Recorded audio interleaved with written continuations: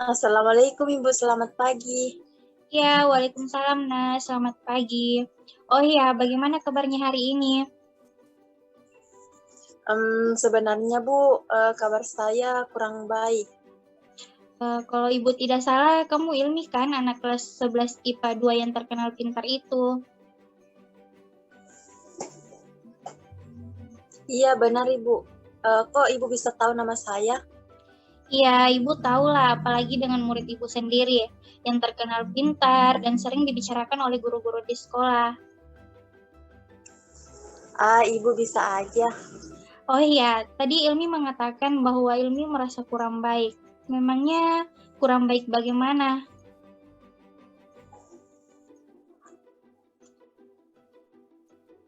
Sebelumnya terima kasih atas waktunya Bu. Sebenarnya saya ingin bercerita, tetapi saya bingung harus bercerita dari mana. Baiklah Ilmi, sebelum kita menyelesaikan masalah ini, apakah Ilmi sudah pernah melakukan proses konseling sebelumnya?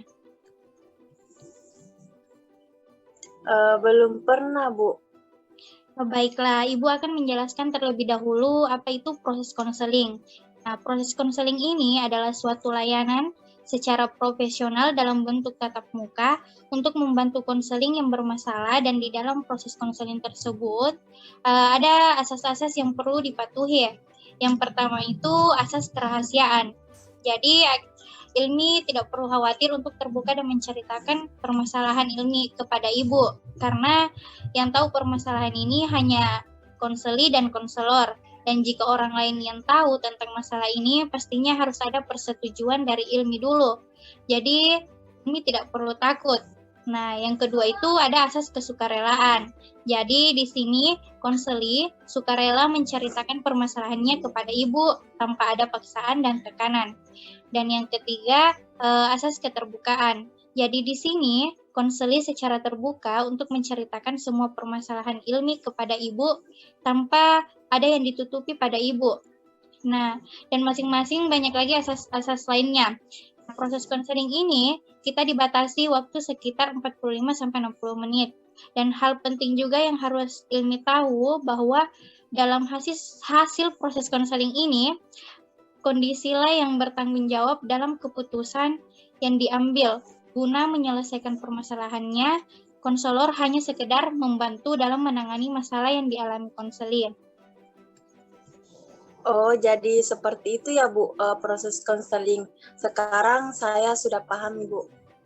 Alhamdulillah jika Ilmi sudah paham. Nah, Ilmi bisa menceritakan kepada Ibu tentang masalah yang Ilmi hadapi saat ini.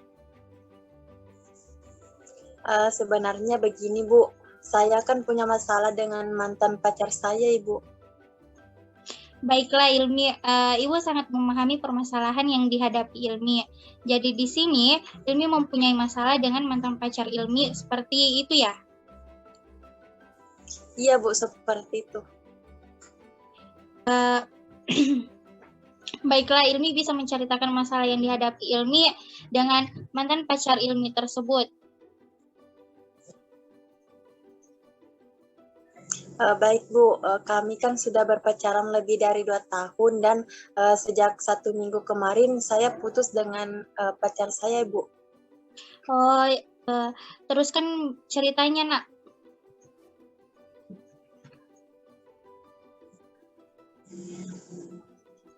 Iya Bu, jadi dahulu mantan saya itu pernah berselingkuh di belakang saya.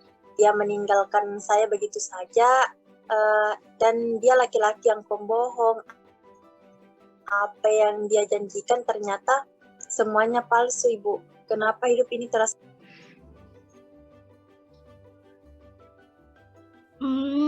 Jadi Ilmi mengatakan bahwa hidup Ilmi terasa berat. Bisa Ilmi jelaskan maksud dari perkataan tersebut?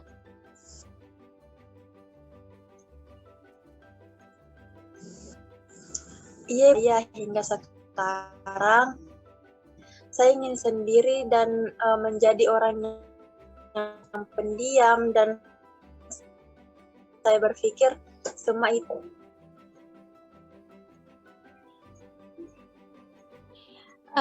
Alasan apa yang membuat Ilmi beranggapan bahwa semua laki-laki itu sama?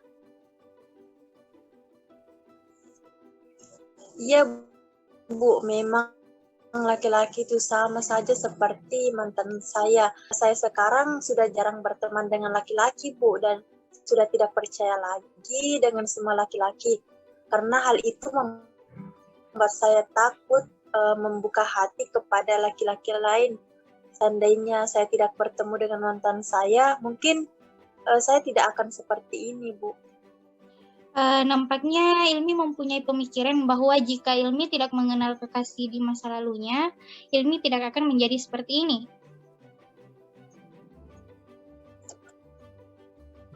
Iya, Bu, saya benci dengan mantan saya, hingga saya juga pernah menjauh dari teman-teman laki-laki di kelas saya, Bu. Memangnya salah ya, Ibu, hingga dia tega memperlakukan saya seperti ini. Baiklah, terus apa yang Ilmi inginkan dalam proses konseling ini? Saya ingin menyelesaikan masalah ini, Bu. Apakah saya salah jika saya berpikir bahwa semua laki-laki itu tidak bisa dipercaya? Saya merasa bingung, Bu. Baiklah, jadi masalah yang Ilmi hadapi saat ini adalah Ilmi merasa tidak percaya lagi dengan laki-laki dan takut untuk berteman dengan laki-laki lain. Karena Ilmi menganggap semua bahwa laki-laki itu sama saja seperti yang di masa lalunya Ilmi, yang menyakiti dan mengecewakan perempuan, begitu.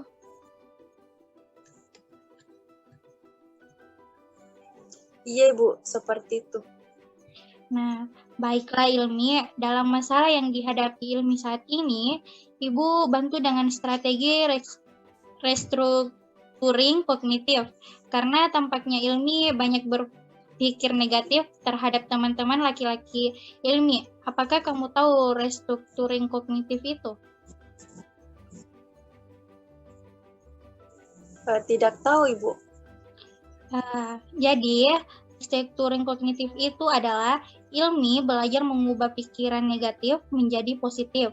Nah, contohnya, Ilmi yang merasa berpikir negatif ini tentang teman laki-lakinya, Ilmi yang menganggap semua laki-laki itu sama, hanya menyakiti dan mengecewakan hati perempuan. Pikiran tersebut harus dirubah, karena tidak semua laki-laki itu sama seperti mantan Ilmi.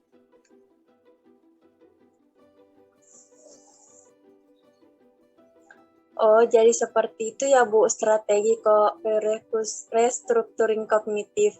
Ya, saya bingung dengan pemikiran saya yang selalu berpikiran negatif seperti ini, Bu.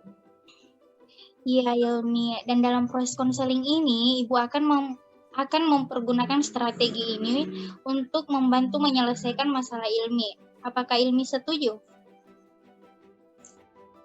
Iya, Ibu, saya setuju. Nah, Ibu mau menanyakan, menurut Ilmi, apakah setiap laki-laki itu sama, baik dari segi fisik maupun sifatnya? Kalau menurut saya jelas beda lah, Bu. Nah, kira-kira menurut Ilmi, apa yang membedakan mantan Ilmi dengan teman laki-laki Ilmi selama ini? Ya, tentu beda lah ya, Bu. Mantan saya mengecewakan saya, sedangkan teman-teman saya itu beagrol bareng, Bu. Begitu. Sekarang yang perlu Ilmi ketahui bahwa mantan Ilmi ini tetaplah adalah mantan Ilmi, dan teman laki-laki Ilmi tetap menjadi teman laki-laki Ilmi. Mereka ini saling berbeda baik dari fisik maupun sifat mereka. Nah, jadi apa yang dilakukan mantan pacar di masa lalunya Ilmi akan berbeda dengan apa yang dilakukan teman laki-laki Ilmi saat ini.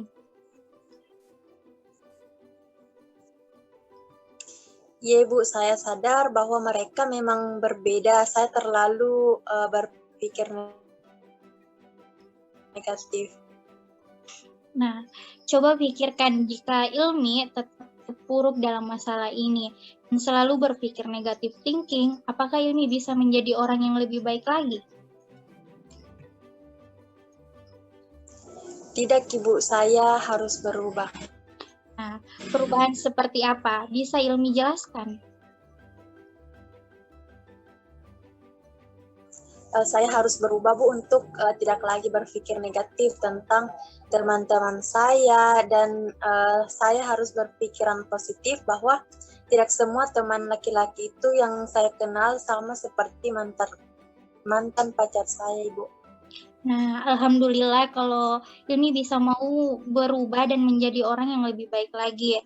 Ibu akan selalu mendukung Ilmi. Tetapi, apakah Ilmi tidak menyesal dengan keputusan yang Ilmi ambil?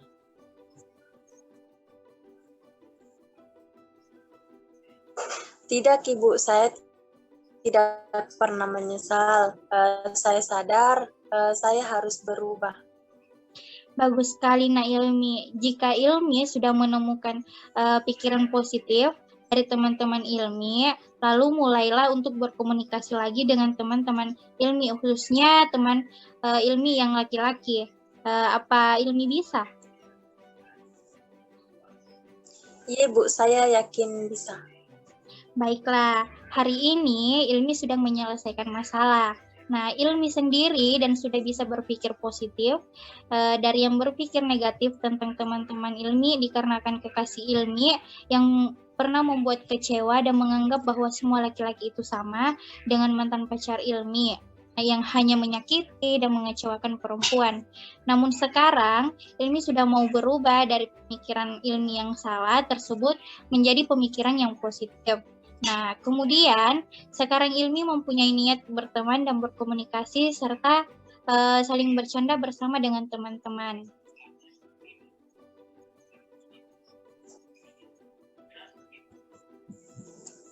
Iya, Ibu, terima kasih.